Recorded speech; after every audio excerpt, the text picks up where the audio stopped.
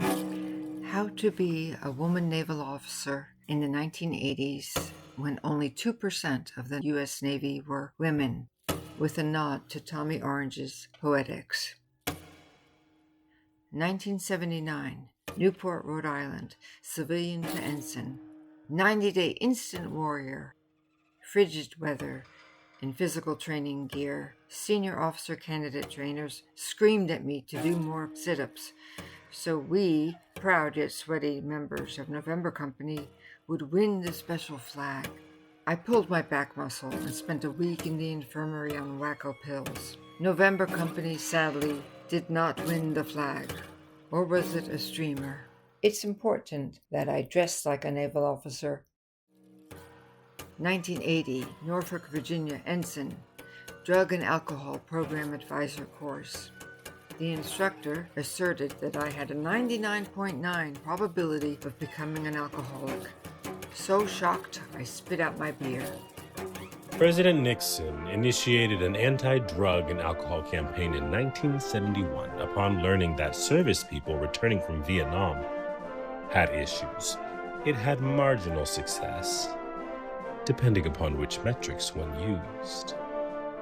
Drink like a naval officer. 1980-1981, Naval Station, Agana, Guam. Ensign. Received a 1-inch clipping from the Bergen Record newspaper from my father that my best friend since 9th grade married his secretary. All I asked was to wait until I returned to CONUS to see if I could make it on my own after college. Me and Mary Tyler Moore throwing our hats up high. A year. Okay, 15 months because it was an isolated tour on my own. Swear like a naval officer. Fuck this shit.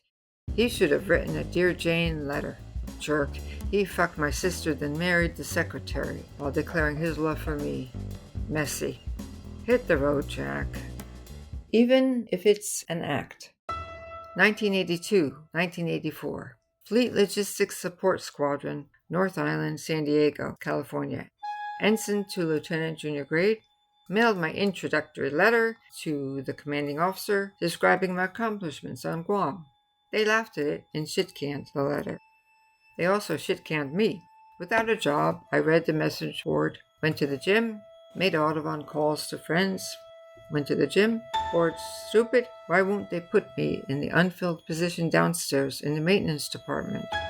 Met my boyfriend's ship returning from transit. He also shit-canned me. Even Research women in the military, and the list will include spouses of military members and, the places they go. It is its own community with its own coda. Participation or lack thereof can still influence the trajectory of the military member's career, although certainly less in the new millennium than in the past. if I feel. The training department head counseled me for a bad attitude. Slid into a deep, sucking, depressive crevice. Deckplate wisdom. If the Navy wanted you to have a wife, it would have issued you one, a calling card tray. Its importance and use is in every edition of the service etiquette book. A polished Frau would place the polished tray to the right of the foyer.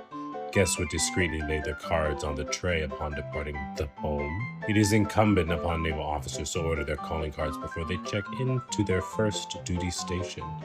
Women officers, too, are expected to carry their calling cards in their uniform purses, along with their white gloves and an extra pair of stockings. Like a fraud. Women have been compared to many things. Flora and fauna, and even beyond this world. Celestial forces influencing the ocean's movement.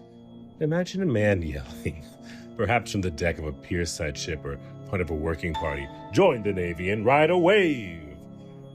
This program for women ended in 1948 with their transition from wartime to the regular Navy, but the waves term hung around for another 30 years. The whole time. Counseled by a senior female officer on the merits of wearing makeup and acting more feminine. Switched to rose-tinted chapstick. Called other commands looking for work. I discussed options with several commanding officers. The computer center offered me a position plus 3 months computer training. How cool was that? My squadron commanding officer got razzed by his flyboy buddies about not keeping his officers employed. Now I'm admiral material. I agreed to remain at his command if he corrected my last performance evaluation and added a personal achievement award. He did not. We parted ways. The only way to be a naval officer in this man's navy is to look and act like a naval officer. All the naval officers I knew were guys.